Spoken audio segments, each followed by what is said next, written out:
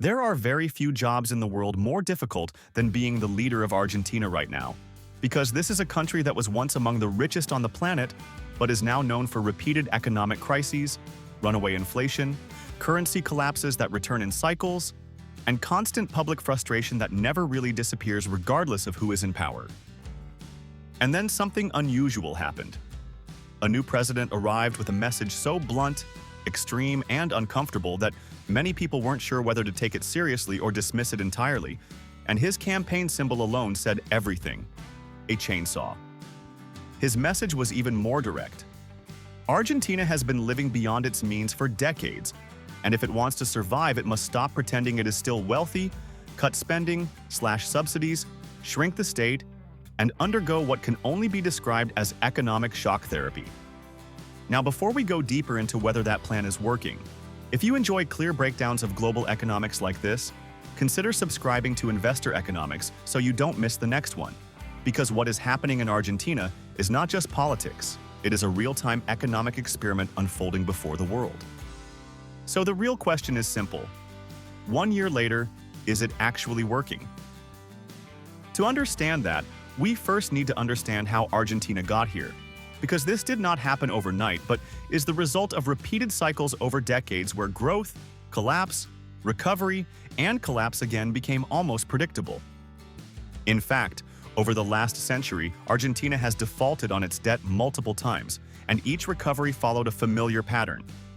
Borrow heavily, spend aggressively, protect local industries, print money when fiscal pressure builds, and hope growth eventually fixes the imbalance. On paper, this sometimes looked like progress, but in reality, it created a fragile system where the state became too large, too expensive, and too dependent on debt and currency manipulation just to keep functioning. Over time, the economy lost its competitive edge, local businesses struggled without protection, foreign investors avoided long-term commitments, and the currency kept losing value through repeated waves of inflation and devaluation. At one point, inflation became so unstable that people stopped trusting their own currency entirely, and many citizens began using US dollars in daily life just to preserve purchasing power, which is one of the clearest warning signs an economy can produce. Think about that for a moment. A country where people no longer trust the money issued by their own government. Successive governments tried to fix this with more spending, subsidies, and stimulus. But the underlying problem worsened because subsidies became extremely large, especially in energy where the state covered a major share of consumption costs. On the surface, this seemed helpful, but it created distortions where prices stopped reflecting reality, businesses could not compete fairly, and the government kept printing money to cover the gap, fueling an inflation cycle that became extremely hard to break. Over time, this produced something even more damaging: a shrinking private sector and growing dependence on government employment, meaning fewer productive jobs in competitive industries and more tied directly to state spending decisions.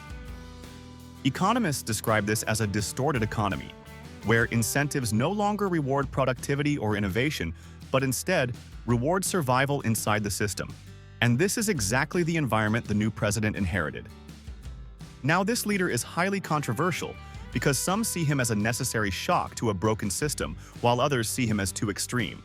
But before politics, he was an economist who studied theory, taught at university level, and criticized Argentina's spending habits long before running for office. So his message did not appear out of nowhere. It came from a long belief that Argentina had been spending beyond its means for too long, and that gradual reform was no longer enough. That belief led to one of the most aggressive economic strategies in modern political history. The moment he took office, he moved fast.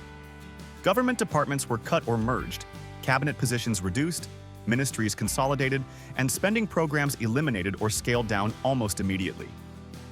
The goal was simple: shrink the state, stabilize the budget, and restore confidence before the system deteriorated further.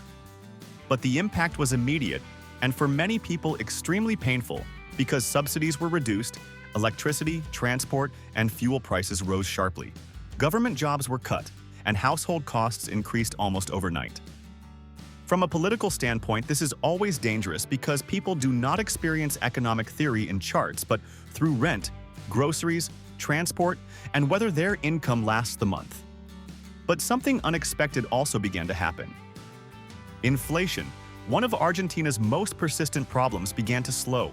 And for the first time in years, government spending in some periods fell below revenue, marking a major structural shift for a country long trapped in chronic deficits. However, this does not come without cost, because stabilization almost always begins with discomfort before improvement becomes visible. And Argentina is now living through that transition phase where adjustment is painful but potentially necessary. One of the most controversial ideas emerging is dollarization, replacing the Argentine peso with the US dollar as the main currency. On the surface, this sounds extreme, but several countries have either partially or fully adopted foreign currencies when domestic credibility collapses. The logic is simple. If your currency repeatedly loses value, you replace it with a stable one. But the trade-off is significant because you give up monetary policy control, meaning no independent money printing, no autonomous interest rate decisions, and less flexibility during domestic shocks. Instead, you become tied to another country's economic policy, which can bring stability but reduce sovereignty. For Argentina, this would be one of the most dramatic monetary shifts in its history. But supporters argue it could finally break inflation cycles and restore investor confidence after decades of instability. However, there is a major obstacle. Full dollarization requires enough US dollar reserves to replace the monetary base, and Argentina currently does not have sufficient liquidity. Much of its foreign reserves have historically gone to debt payments, leaving limited space for a clean conversion. That said, there has been some improvement, as trade surpluses increased and the external balance showed early stabilization signs, giving the government a slightly stronger position than before. But the process still starts with one key step: stabilizing the peso. Because without short-term stability, long-term currency replacement is nearly impossible. So far, austerity measures, subsidy cuts, tax adjustments, and partial deregulation have helped reduce the fiscal deficit and slow inflationary pressure, the first signs of macroeconomic rebalancing.